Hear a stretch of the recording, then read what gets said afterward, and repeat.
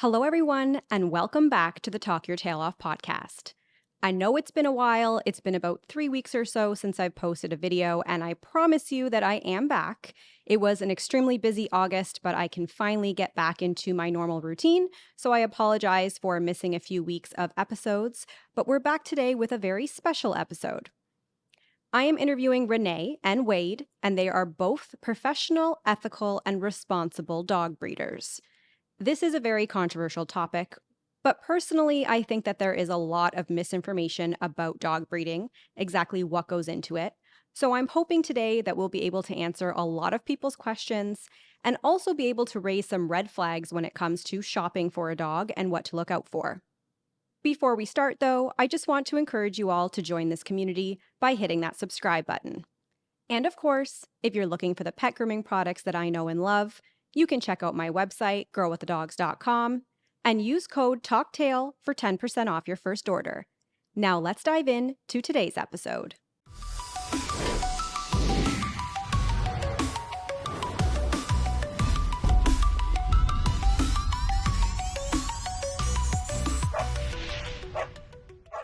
What's your breed, Vanessa? My breed? It's hard for me to answer that question. People always ask me what my favorite breed is, but I feel like over the years, my breed changes every time I meet. A special dog. Like, I'm really starting to take a liking to livestock guardian dogs a lot. Oh, yes. I'm really starting to like them. Yeah. So German Shepherd was always like my number one. And now I have a working line German Shepherd. And I'm like, man, this dog's a lot of work. Yeah. I kind of would like a livestock guardian dog that just lays on the floor all day. This would be much more convenient. Almost like the burner, right? Right. More relaxed Yes. sometimes, depending on Yeah. the bloodline. I find some more. I've got a good friend up near Ottawa that's doing scent detection with Malinois, and it's a lot of work, but the Malinois are a lot of dog Yeah. for a little dog. Like the Shepherd is a lot of dogs. So the Malinois is scary at that point for me. All right, everyone. I'd like to welcome Wade and Rene to the show. Thank you guys for coming. Hi, Vanessa. Glad to be here. Very nice to meet you. Obviously, Rene, I've met you before because I groomed a litter of your puppies. I met you, right? Yes. You, yes. Yep. A litter of her Bernese Mountain Dog puppies that were adorable, and that video did really well. People loved them. So I wanted to have Rene and Wade on the show today because they are professional, ethical, and responsible dog breeders. So I'll let you guys introduce yourselves and talk a little bit about your breed. Hi there. My name is Wade Dayball. I've been breeding Rhodesian Ridgebacks for almost 35 years. I belong to a couple of breed clubs. I belong to the St. Catharines All Breed Kennel Club, and I also belong to the Eastern Canadian Ridgeback Club. It's the Eastern Canadian Club I'm a Ontario Central Director for. So with the Ridgeback Club in particular, we have a really good code of ethics. Gives us guidelines what we can and can't do, and of course, all the CKC guidelines for breeders. And so we've conformation showing is probably my biggest thing. We've done some coursing and endurance trials with the dogs, super fun, and it's just nice to, when you work with your dog, you develop a relationship with them, and it's pretty special. So tell me a little bit about the Rhodesian Ridgeback, because that is, I think, a fairly uncommon breed for most people who know dogs. I should rephrase that. If you know dogs, you've heard of the Rhodesian Ridgeback. If you love dogs, you may not have heard of them. So talk a little bit about that breed in general. Okay, the Rhodesian Ridgeback is the only hound that's a scent hound and a sight hound. They're when people say, why do you like Ridgebacks? The first thing I said is they like you better than anybody else. They are a little bit protective, but they make great family dogs. One of the qualities is they're really intuitive, and they can read you, and they can read people really well. They're very athletic. They're pretty happy to lay on the couch most days, but they do play super hard when you get them out for their walk, when you get home from work or before you go to work in the morning. They're, I would say, very maintenance free. I think they're a pretty healthy breed as far as veterinary expenses go. And a lot of work has been done through the breed clubs and stuff to promote all the health testing and making sure that, you're not going to breed a dog that's going to create a lot of veterinary expenses. And Rene, you breed Bernese Mountain Dogs. So Yes. tell me a little bit about them. My name is Rene Flair. I've been breeding not so many years as Wade. So I'm definitely a newer breeder. I work on ethics and making sure that we do everything responsibly and correctly. So I do work through the CKC, the Canadian Kennel Club. So I am a registered breeder and make sure we do everything ethically. The Berners are usually like one of the largest breeds. Well, from what I know, they're about, females range from 80 to 110 pounds, and the males can be quite larger, from 100 to 130. And the Berner is known to be more lazy, high maintenance. Their coat is a double coat, so very hard to work with for some people. So some people who don't have, I guess, the knowledge for a large breed and that kind of coat, I do warn them. Like, it can be very, very tough to work with. So we're constantly grooming, doing something every couple of days with our dogs. They're very affectionate. They're loving. They're very loyal. I find when they're not socialized correctly, they will be kind of scared of strangers. So that's one thing I always say, socialize from very young, like take them to a groomer, get them out and about, and make sure that they're well socialized. I think as a groomer, if somebody calls me with a Bernese Mountain Dog, Mhm. 9 times out of 10, they're friendly dogs. Yeah. Actually, I don't think I've ever experienced aggression from a Bernese Mountain Dog before. Anxiety, but not aggression. Mhm. But I've only ever had someone call me once for a Rhodesian Ridgeback, and I'm prepared for war, especially when it comes to the face. I'm like, this is not going to be the best time. So why the Bernese Mountain Dog? How did that begin for you, Rene? I've had the love of the breed since I was younger. We've always had Bernese Mountain Dogs. I got married quite young with my husband, and we didn't think to start breeding until we started running into a lot of health issues. We found so many breeders were unethical. They weren't health testing. There was multiple things that weren't being done, and we're having a lot of health issues with our own dogs. And I just found things could be done a little better. Why not make a very healthy, happy dog and preserve a breed and do it properly and ethically? So Wade, why did you start breeding Rhodesian Ridgebacks? And is that the only breed you've ever bred before? It is, other than part German Shepherd farm dog I had when I was a kid. She was had puppies a couple times, but it's yeah. I find one breed is a lot. Just there's a site related to health, and it's called the Orthopedic Foundation for Animals, and they say that the average breeder of Rhodesian Ridgebacks is only in the breed 4 to 5 years. And I've been doing it for 35 years. And so this site is a great resource. It actually gives you recommended health tests that are breed specific. They don't have recommended health tests for Bernese Mountain Dogs, so I feel like the Ridgebacks are a little further along. The breed clubs that I belong to, like the Rhodesian Ridgeback Club of Eastern Canada, you can't advertise on their site unless you have a canine health identification certificate, and that is issued by OFA, and it gives you 4 mandatory tests and a couple optional tests. But we do far more than that as far as breeding. We have many DNA tests. It's becoming a lot more affordable. Embark offers a test for breeders where they screen for 260 different health tests. And if your dog is a recessive carrier of a certain disorder, breed specific for Ridgebacks, there are 7.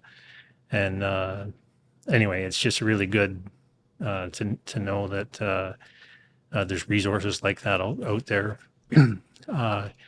I feel like the European community is a little further ahead. If you look at Germany, for example, they have the population of the USA inside of an area of the size of Ontario. So their vets, have a bigger client base. Veterinary testing is a little bit more affordable.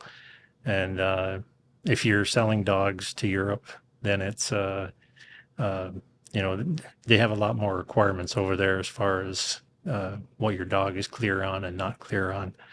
So I have a dog over there right now. He was in 2023, he was the number one Ridgeback in Italy.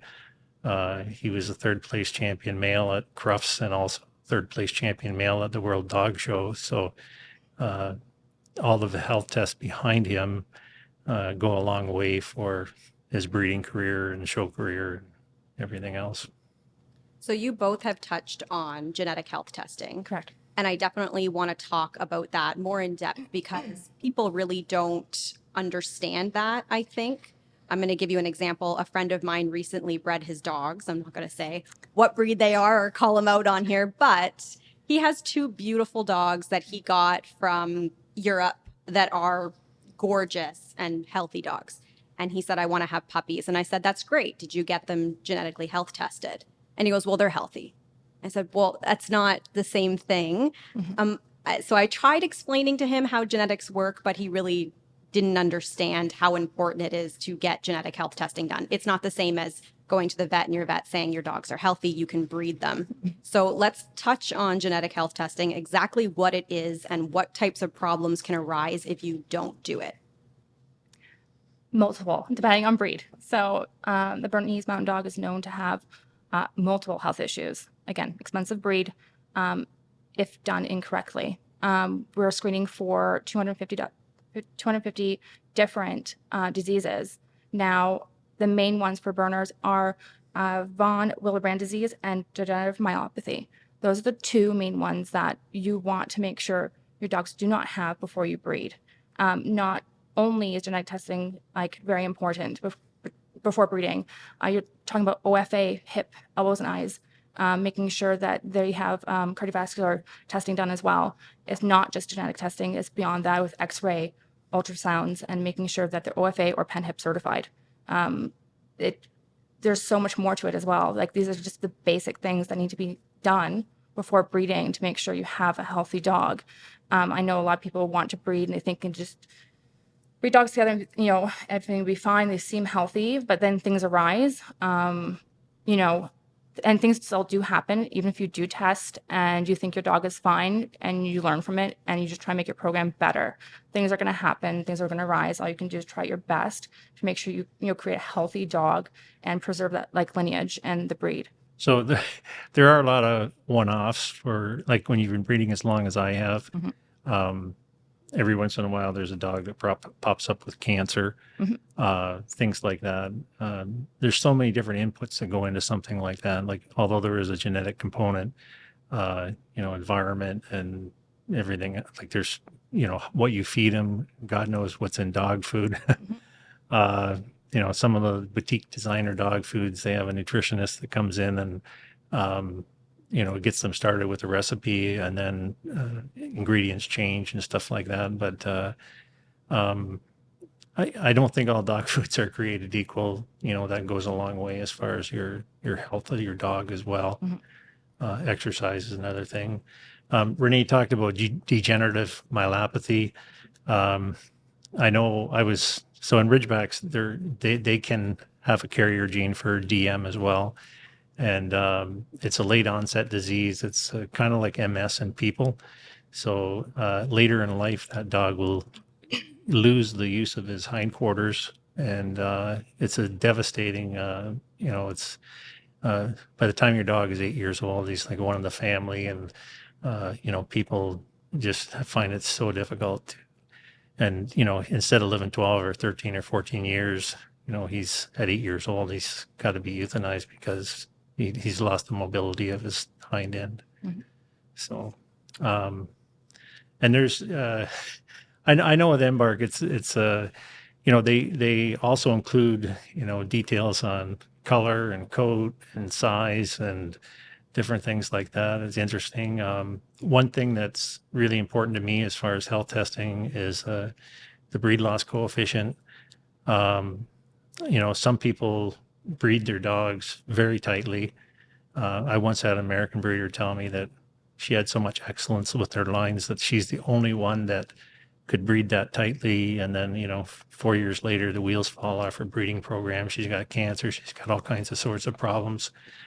So it's interesting. Like you can calculate breed loss coefficient through pedigrees, but I think when Embark gives you the breed loss coefficient, it's a little bit probably getting too technical for most people. But it's I went to a genetics seminar presented by the CKC at Humber College in 2019, and the biggest takeaway from it was outcross, outcross, outcross.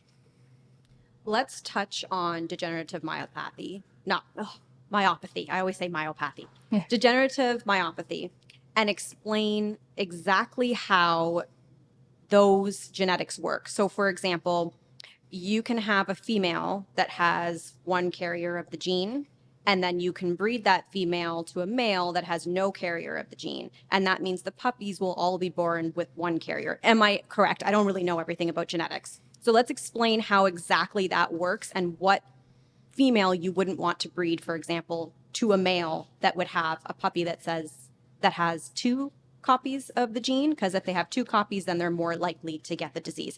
I might be saying this completely incorrect, so you guys correct me what I am right and wrong on.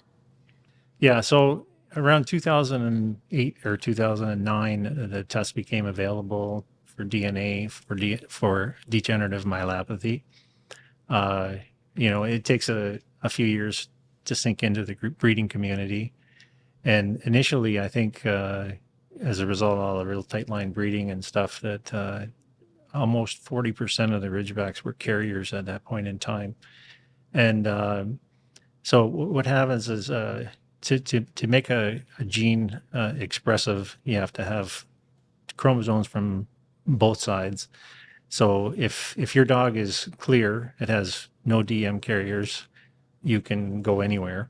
And it's like basic Mendel that 25% of the puppies would be, sorry, I'm getting ahead of myself. If you have an at-risk dog would have both carrier genes, and that would put them at risk of DM.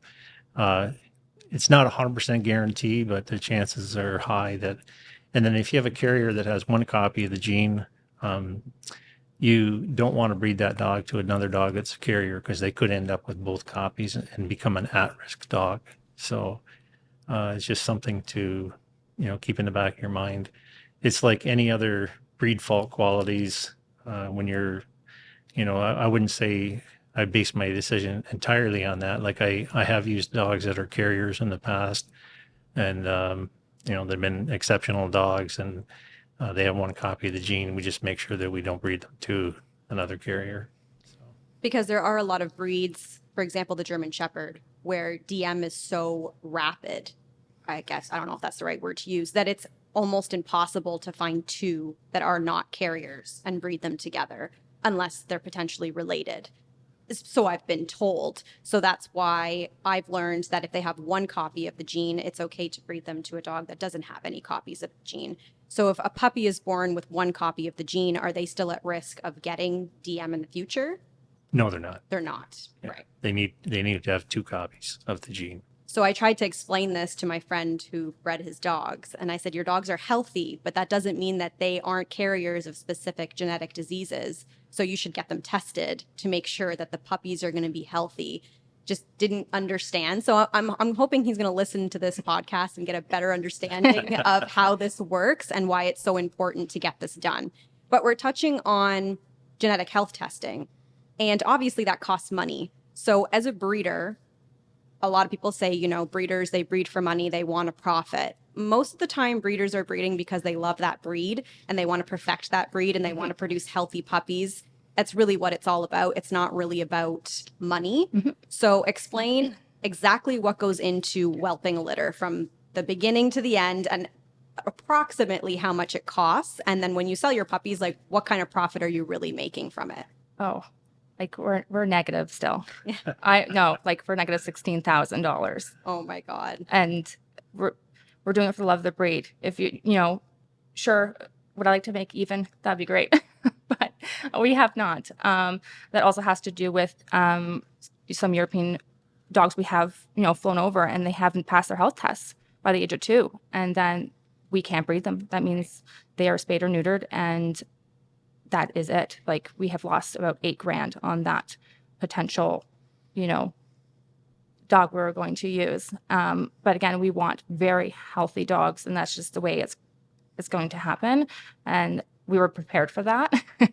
And whelping, I would say it all goes back to, the cost of the sire and the dam and making sure they're very healthy. You're talking thousands of dollars for genetic testing it has become more affordable. So it's about $200 to $300 from Embark. And then you're talking your OFA or pen hip health, like hip testings, elbows, eyes. That can range from $700 to $1,000 for depending on what you're doing for the x-rays and then certifications. And then whelping is a whole nother, you need the supplies. Like, the supplies you're talking at least $500 to get your things that most of it you can reuse, which is great. Some things you cannot.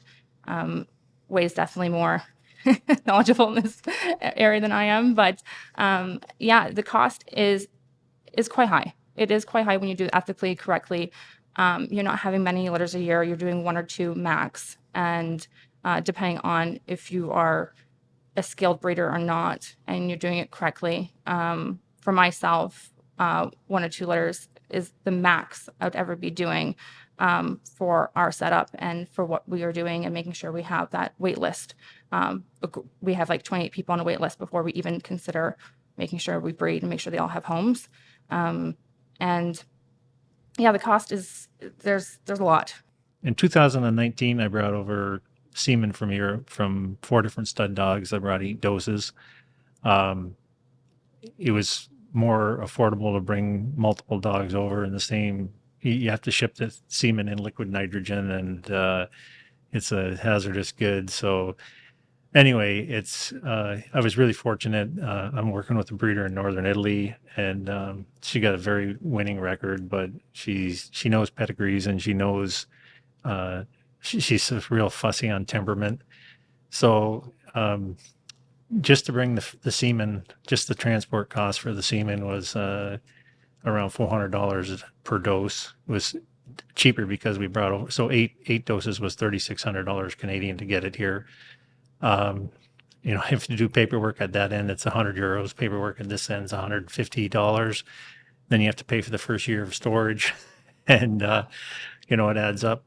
So frozen semen is difficult to work with. I've had better success with younger dogs. The cost to stage your bitch and actually do a transcervical insemination is about $2,000. So you have the semen cost, the thing. So it's if you're using frozen semen, it might be upwards of $5,000 just to do the breeding. Then on top of that is the price of the semen is usually the price of a puppy. So depending on how winning the dog was, it can be higher or lower.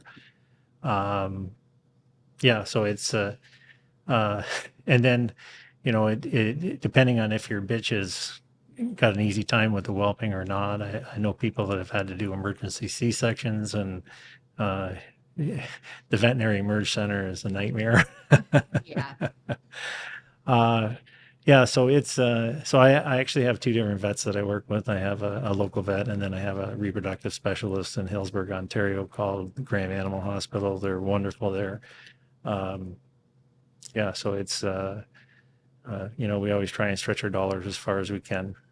So that's just, getting them prepared for when they have the puppies, but then it's finding them a home, bringing them to the vet, getting them vaccinated. Like, you obviously do tests on them as well before they go home, I assume. Depending.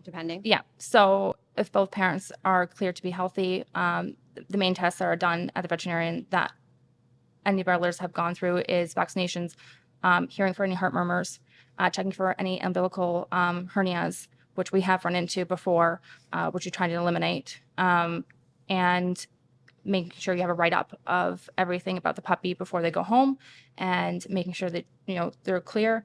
But there's no other testing that we currently do. I know some people have, I believe, done embarking testing before they send them home, but we haven't got to that point yet.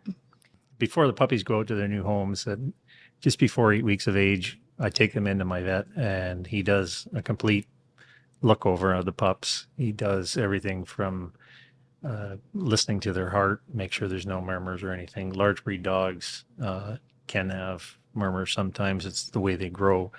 But of course, we want to make sure that, if they do have something like that, that it's noted.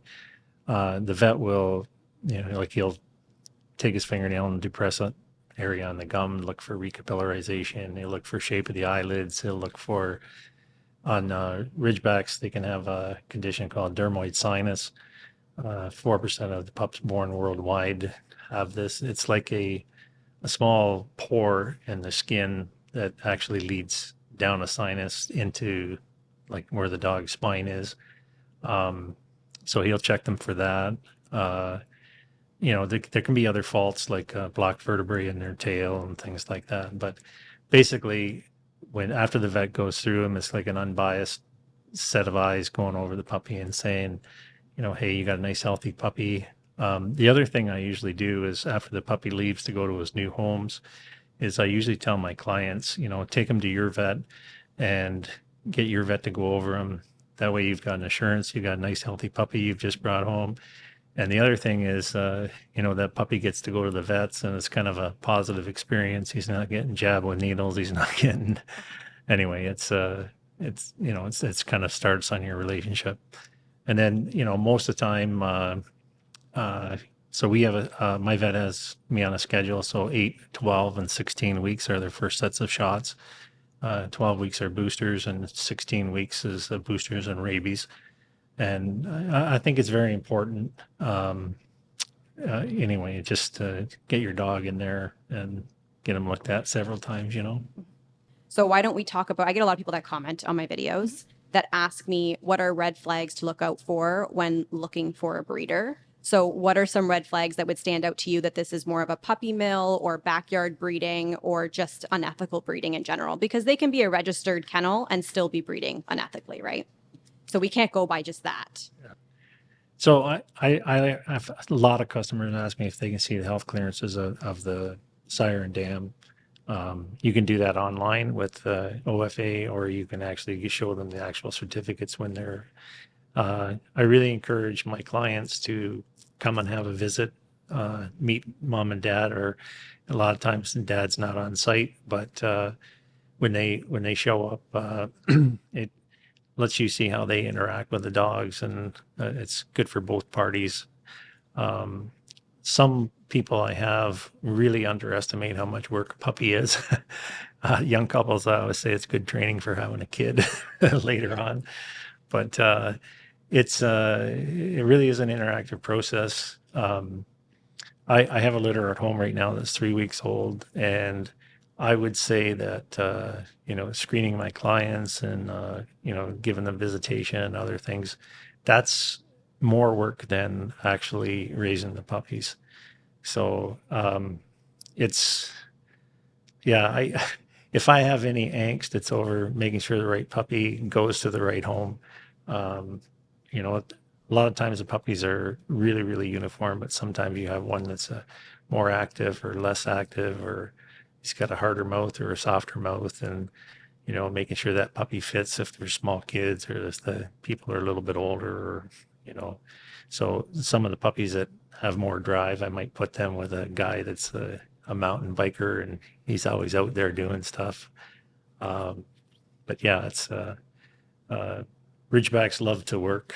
I've had a lot of people that want running companions and things like that. So yeah, that's definitely a red flag if a breeder doesn't do temperament testing, if they're not going to place dogs in the correct areas needed. Like recently, I had a gentleman, he's a teacher, was about 4 hours away, came all the way to me because I did temperament testing in the sense of knowing, are they going to be more reserved, or are they going to be more laid back, or are they going to be more energetic? Some dogs are just different. You can usually tell between 6 to 8 weeks.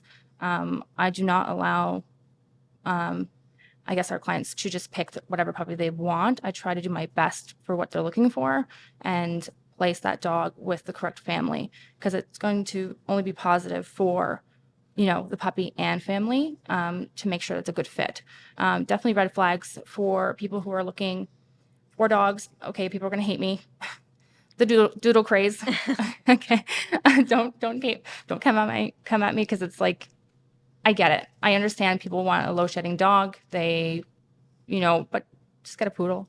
There's nothing wrong with poodles. They're great. But mixing dogs, not knowing if they're not genetic tested or not health tested. I know there are great doodle breeders that do health testing. So just look out for that. Just making sure they do their background work. Just making sure that they're willing to give their information, all their information about their background, the dog's background. Are they willing to meet with you and connect with you one-on-one, and to make sure the living conditions are correct? The dogs are not just slammed in a bunch of cages and just horrible living conditions. That's not going to be a great companion or dog. It's, you're going to have an unsocialized puppy, or parents might have anxiety from being in, those cages for how many hours. And yeah, there's just red flags you can definitely feel about a breeder, that you just go with your gut feeling and making sure that they're ethically doing the right thing and for that breed. So I like to think that, you have a relationship with these people that get a dog from you for, 12 years. I've had people that I don't even know that I've got invited to their wedding. I've got invited to their 40th birthday party. I've got the one fellow I went to his wedding. I actually felt like a bit of a celebrity, because he was like, everybody loved his dog so much. He was, oh, you're the breeder of Duke, and it was kind of but anyway, yeah, it's, some people ask me why I breed, and I truly have friends all over the world from it. And, we've had a lot of successes, and, I had one dog go to South America. He ended up with 27 best in shows the first year. He was the number one all breed dog in South America. That was in 2004. And I still talk to her this day, even though her dog's gone. But, yeah, so it's, the world's not such a big place. So what happens if you sell a puppy to somebody and they can no longer keep their puppy? Do you have a policy in place for that? Absolutely. The puppy must come back. That's the only way to do things, is to make sure that you receive the dog back and make sure, are they trained? Are they okay? Are they healthy? Do they need to go see a trainer? Do they, making sure that dog is happy and healthy is number one. Making sure that they're okay. That's another red flag for a breeder if they're not willing to take their puppy back. Huge red flag. Mm-hmm. Yeah.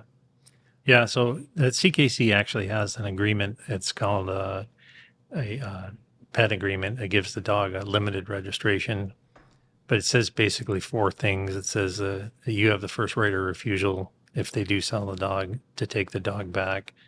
You're going to deliver the dog's papers within 6 months. I should have written my homework on this, but anyway, it's most of my, even though we're actively involved in showing and things like that, most of my puppies do go to pet homes. And the other thing that it says is if the dog is bred, the puppies are non-registrable. So it gives you, I find it's the easiest way to protect my kennel reputation. So anyway, yeah, I'm not going to say I've never had a puppy come back. I actually recently had a pup come back, and he came back because they totally underestimated how much work it was. They had an autistic son it just kind of upset the balance of the home. But I knew that, this dog's not going to have the greatest life if he stays with him. So he did come back to me. So. Because adopt, don't shop is obviously a huge and, in my opinion, very annoying movement, which is why I wanted to have breeders on the podcast to talk more about breeding, because people will say we shouldn't breed dogs because there's so many in kennels, or not kennels, sorry, rescues or humane societies that need homes.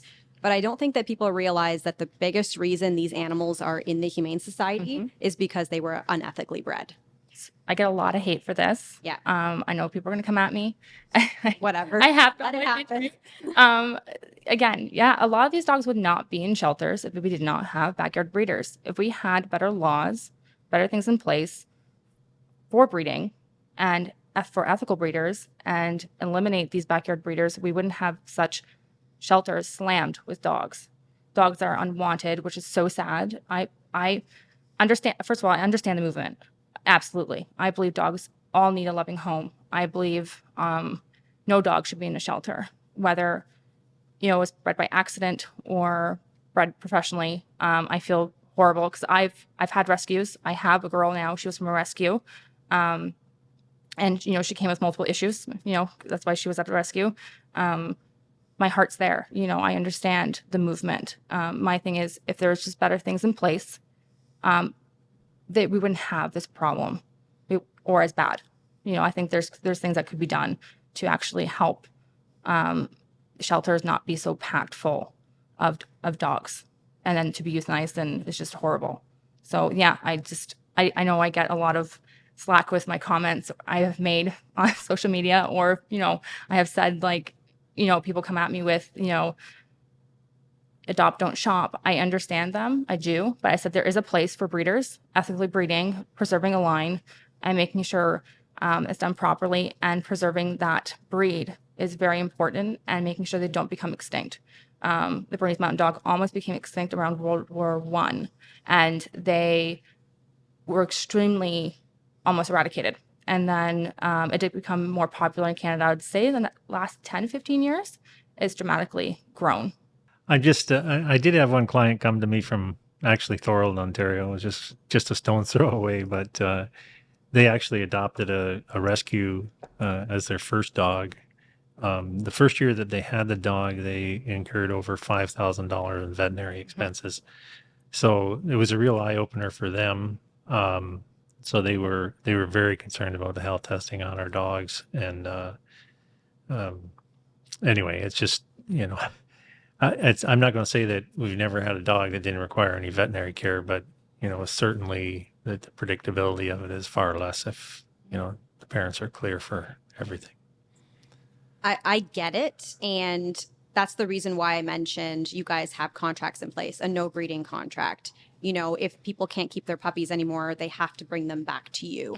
There's a reason for that. And when breeders are putting these things in place, they're ensuring that these animals do not end up in shelters. There's a difference between backyard breeders. There's a difference between unethical breeding. There's a difference between ethical and unethical. And I think that that's the reason why the adopt, don't shop movement is so huge, is because people simply do not understand that there is better ways of doing things, and that these animals that are in shelters are more often than not ethically bred, and they might have temperamental issues, they might have health problems, and that's why they're there. So the best way to stop that from happening, in my opinion, is to put more laws in place preventing people from unethically breeding their dogs. Correct. It's not the breeders, the good breeders, that are at fault for this. And it was actually an owner of a rescue that said this to me.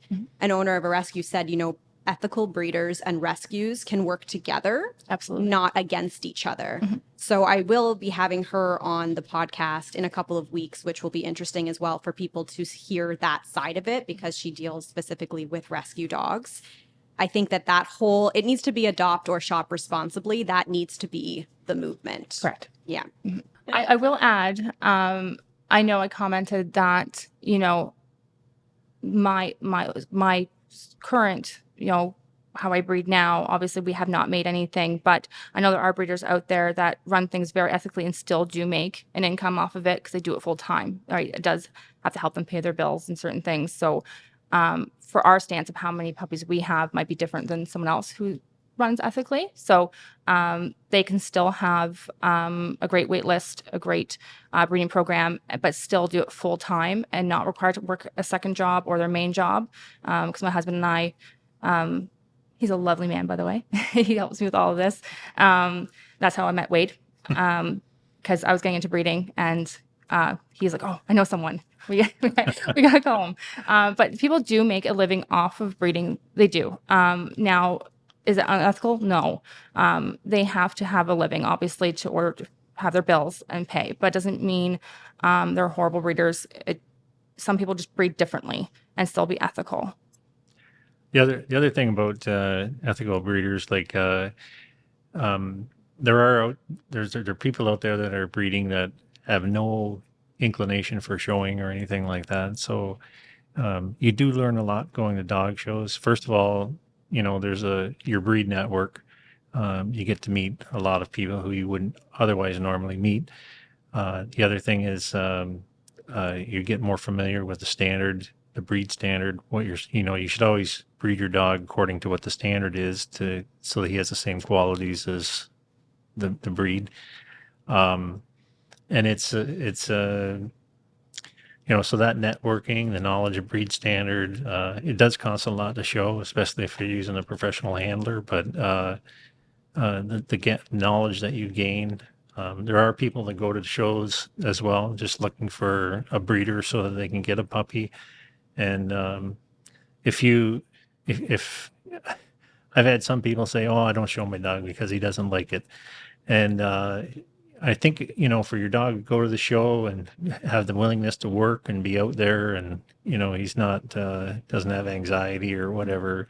If you're looking for a dog, going to the dog show is a good place to start. So I think dog shows in particular, there's also a huge misconception that you make money if your dog wins.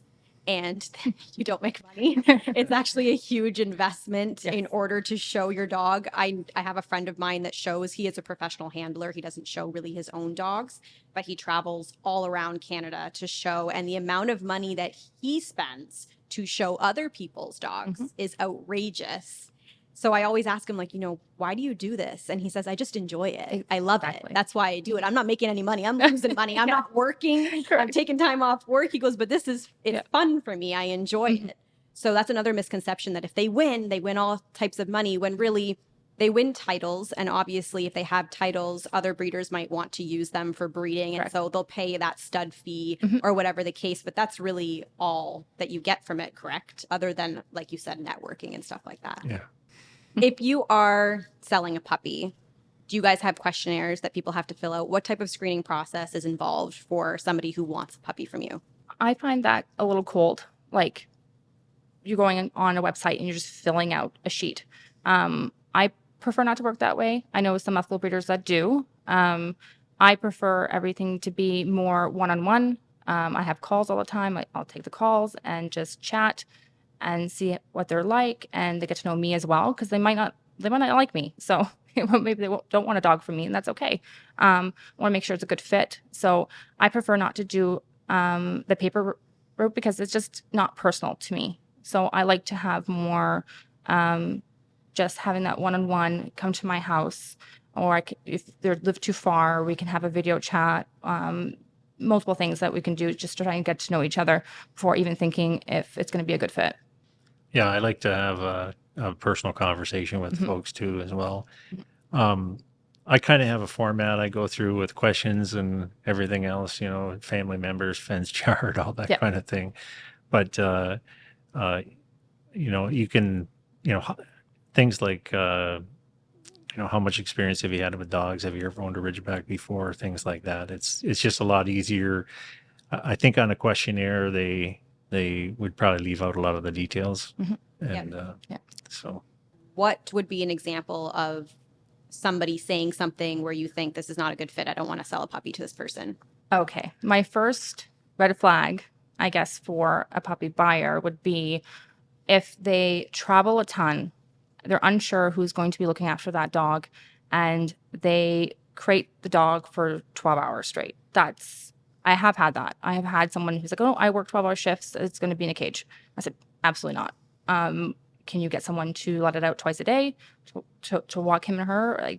There has to be something in place to make sure that dog is going to be let out of that cage, because there is, to me, that's not right. It's unethical, and it's not something I would want my puppies to be in a small cage, especially being a huge breed in a cage. They grow really quickly, and for their joints and hips. It's not a healthy thing to do. So that's a big no for me. Red flag number one.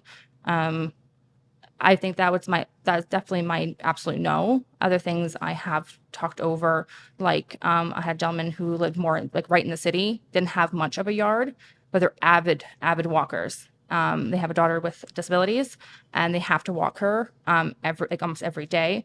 And this puppy is doing so well with them. So I'm not going to be, oh, don't have huge backyard. That's it. No. Like, what's your lifestyle? What are you all about? What do you do day to day? What are things that you're going to be doing with this dog? Are you going camping? Are you doing things with him or her? How is it going to be part of your life? Yeah, that's so when I get feedback from clients and they're telling me about, oh, my dog did this today or that today, and um, to me, it's as nice to hear as, oh, my dog went to the dog show and he got a first place ribbon for this or that. So it's a lot of the questions I like to know that that dog is going to be part of their life Yeah. and Mhm. do things with them all the time. So my I know my dogs, they would rather be with me. It doesn't matter what I'm doing, but they'd rather be with me than not. Wait, do you have an example of somebody that you refused a puppy to, and what was the reason? Uh yeah, well, I had this one gal that showed up and she wanted her son and daughter to learn responsibility, and they thought that looking after caring for a puppy would be a good way to teach them responsibility. And the mother, every time she petted my dog, she would wipe her hand off. And I thought, oh my gosh, this dog's going to be in trouble all the time. And it's, so when you take your dog to obedience school or to, training, it's really a full family. It's mom, dad, the kids. Uh, my son is not a dog breeder, but he's got a 8-month-old puppy from me right now, and he's just doing a fantastic job with her. Everybody in the family's involved with it, and she turned out to be a lot more energy than I expected. So the dog is an excellent soccer player. The dog is yeah. So they had her at the beach. She's social. She likes other dogs. He had a new GPS tracking collar that he got for her, and I think she put on the weekend she did 250 kilometers Wow. on her collar. The burner is not so active. No. I had one lady that was a severe diabetic, and she wanted a dog to wake her up if her sugar fell at night, and she said, "I'd like to get the dog at 6 weeks old," and I said, I can't let him go till he's 8 weeks old. Anyway, I think I ended up giving her the dog at 7.5 weeks because it was a weekend. And anyway, off she went, and I never heard a word from her for a year and a half. And then she called me one day and she says, "Oh my God, this dog has saved my life 3 times now, where he's woken me up in the middle of the night because my sugar's gone off and stuff like that." So when I say Ridgebacks are intuitive, they're they know what's going on with you before you do. So That's an amazing story. I hear stories like that all the time about, especially dogs that aren't even trained to do that. They just do it, which I find, yeah, it's crazy. But I think that's a good topic to talk about for a second. There is, at what age should puppies go home, and why shouldn't they go home earlier than 8 weeks? first of all, they get, I mean, you can get a 6-week shot for your puppy, but the maternal antibodies from the mother are still, they actually inhibit the production of T cells and things like that. So at 8 weeks, they've got their first set of vaccinations. I usually do have them 2 days after their shots just to make sure there's no side effects from the shot and things like that. Their immune systems aren't very developed at 8 weeks. By 12 weeks, they get their second booster, and their immune system is more developed. At 8 weeks old, I tell the folks, try and stay out of the dog parks when they're this little. They can pick up stuff from sniffing other dogs' poop and things like that. So, even though you're responsible and you got your dog shots and everything else, that I had a guy that was a Bay Street financial guy. He wanted to board his dog at my place for a couple of weeks because he's going on vacation, and the dog was 6. He'd never had a shot. And, the fellow certainly had the means and everything, but I said, before he comes in, he's got to have his full set of vaccinations. And that's the dam of the litter. I always give them space to kind of come and go away from the puppies, because sometimes when they get older, it becomes very much. But she's, she's very active in the puppy's development.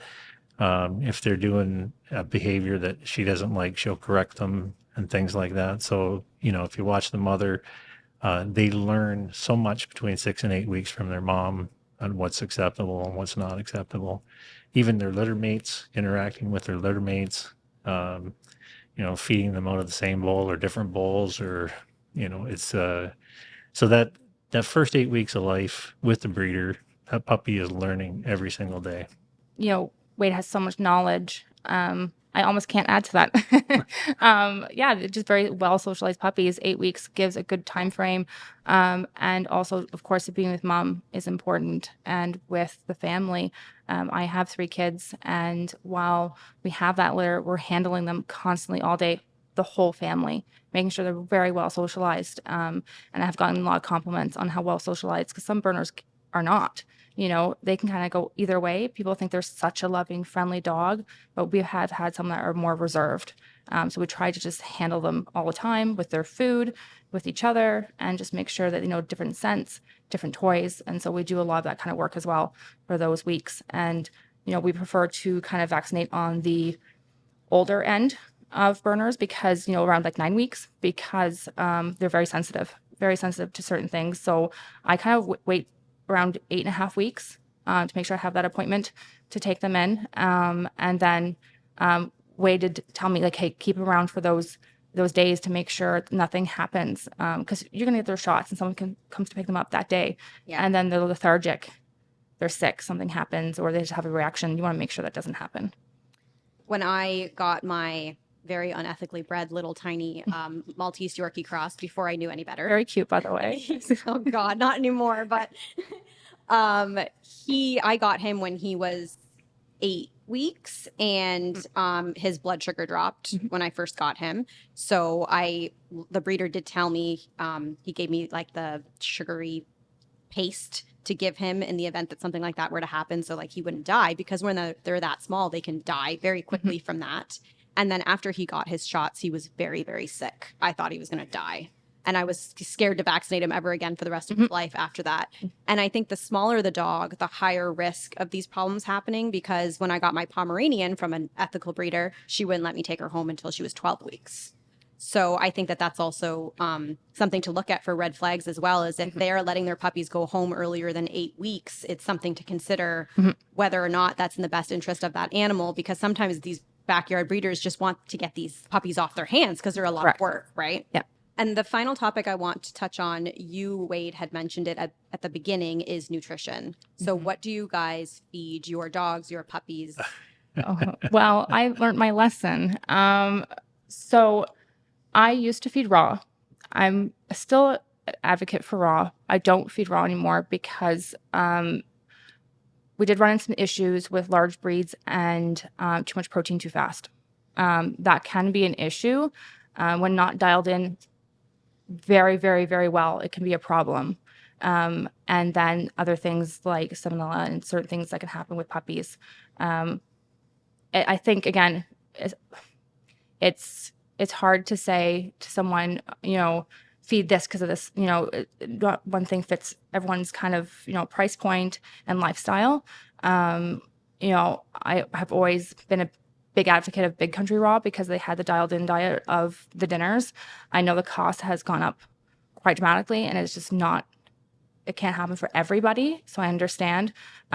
So we do feed a higher end kibble, Purina Pro Plan. I know it's not for everybody, but it has really helped us with a lot of health issues with some of like our rescue girl who actually was limping for a huge amount of time. We changed her food and she's dramatically different with her joints. So I think she just needed a dialed in diet, and it's everything that she needed. Not that it's going to be for every dog out there and what they need, but for her, it was like spot on. It was great.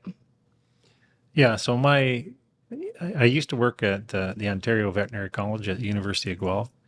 And if we had client dogs come in that were on raw, we actually wouldn't feed the dogs raw while they were getting treatment at the hospital. the consensus there was that if the dog is on a commercially balanced ration, they tend to live longer, healthier lives than if they're on raw. I think the raw, there is some good raw dog food diets out there, but I'm not sure how their quality control works, and if they're like, it's very important to have a balance of 2 to 1 for calcium to phosphorus and things like that.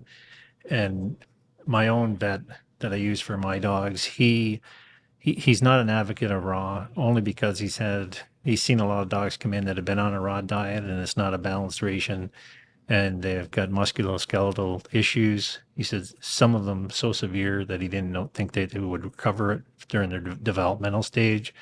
And so I know if you're going to feed raw, maybe after 2 years of age, it's probably a good guideline. For a large breed. For So large breed. the studies I've been reading have said if you want to feed raw, try and do it when the large breed has already gone to that growth spurt. It's just to kind of Yeah. hopefully go past those issues. So that being said, like I've tried different dog foods over the many years, but I actually do. I'm a kind of a firm believer if you feed your dog greens a couple times a week, 2 or 3 times a week. So I don't feed it in place of their regular food, but if I'm cooking broccoli for dinner or spinach or something like that, I'll cook an extra, and I'll give a couple tablespoons on my dog food they say that greens are like cruciferous vegetables are very good about preventing cancer. So anyway, so I do dress my kibble with some goodies. A sardine in spring water is great, good for omega-3s, stuff like that. Yeah, so even sweet potatoes sometimes. Anyway, yeah, it's whatever works for you. Tablespoon of sauerkraut for probiotics. I read into some nutrition books when I was younger, specifically on dogs and cats. And I remember one line that I read from the book. It specifically said, there's no such thing as human food, dog food, cat food, bird food. It's all just food. It's just species appropriate. So for people who say things like, I don't feed my dog human food, there's no such thing as human food. Anything that you're eating, well, I shouldn't say anything, but most of the things that you're eating, if you add them into your dog's kibble, it can only help to enhance their nutrition, because some fresh food is better than having no fresh food. Mm-hmm. Now, I find it interesting what you said, Rene, about raw food and puppies. Mm-hmm. I don't know if you're talking specifically about the extra large breeds. Specifically, yeah. That's what, on my stance, yes. Yeah. The extra large breed definitely have run into some issues with joints and raw. I don't think there's enough studies out there to, know if that's actually correct. But from my perspective, raw has only kind of been on the negative side for the extra large breed under the age of 2. So when I have changed up the diet, things have gotten a lot better for our certain dogs. And when you were feeding the puppies raw, you were feeding a commercially prepared raw food? At first. So it wasn't... I wouldn't say puppy. It was just one boy that we did get from Europe. He was already almost about 4 months old when we got him. And he was sound. He was x-rayed in Europe. And then I had him on a raw diet here. And I don't think the ratios were correct for him. And he did end up having some problems with his hips. And he, had to be... neutered, and I couldn't breed him. So now some will say that it's genetics. Both his parents are very clear. And then I've also had a girl I rescue who was on raw for all her life, and never a breeding girl, just a rescue. And she had arthritis, some issues, and as soon as we changed her food to kibble, dramatically better. She's not limping anymore. I think I made that mistake of not making sure her ratios were correct on the raw. Now, would I have had a better brand? Maybe it could have been different. So at the time where you were feeding her a brand, or you were making it yourself? a brand, You're making but her brand. I won't say who. No. But I do suggest for people who are going to feed raw, Big Country Raw dinners are probably where I would stand to be a good spot. So I've been feeding raw for about 15 years now. We did it for about 12. And I had a shepherd, and when I first had her for the first 2 years, I fed her kibble. Yeah. And then I learned in the grooming industry from somebody I worked with, she fed her dog raw. So I decided to switch my shepherd to raw. And my shepherd was having chronic ear infections Yep. her entire, like for those 2 years, Yep. chronic. That's Didn't why matter what kibble I switched to. Correct. It was driving me crazy. So I thought, okay, I'm just going to try this, see what happens. And it helped a lot, didn't it? Gone. Never got an ear infection again for the rest of her life. And she lived till she was 12. So she was 10 years free from ear infections. She did not have arthritis. She did not have hip problems. She was awesome. And she ended up dying because a tumor ruptured and she bled out when she was almost 13 years old. But in regards to movement, the day before her tumor ruptured, I was throwing the ball for her. She was running after it. So I was obviously a huge advocate for raw after that. I was for many, many years. And I think it's, not one thing's going to fit everyone's, kind of what's going to happen with that dog. I think every dog needs something a little different.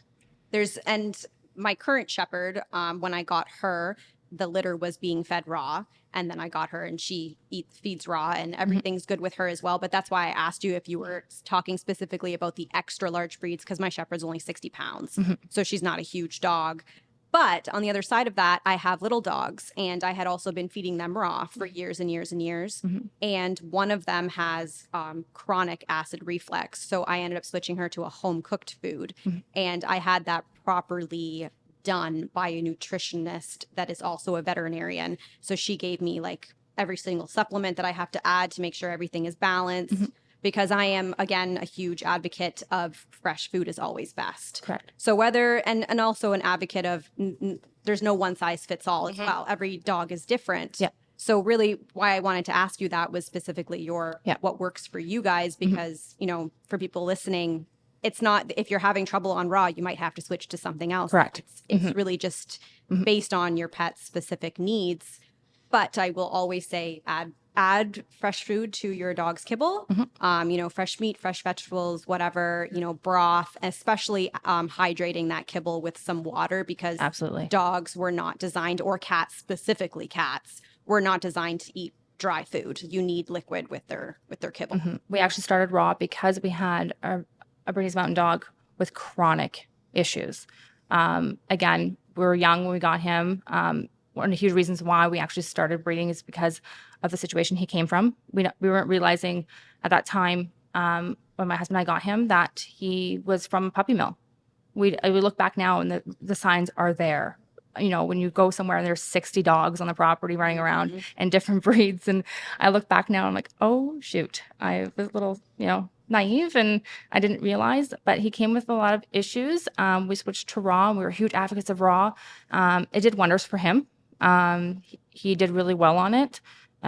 We did start him again later. He was already almost 2 when we started him on the diet.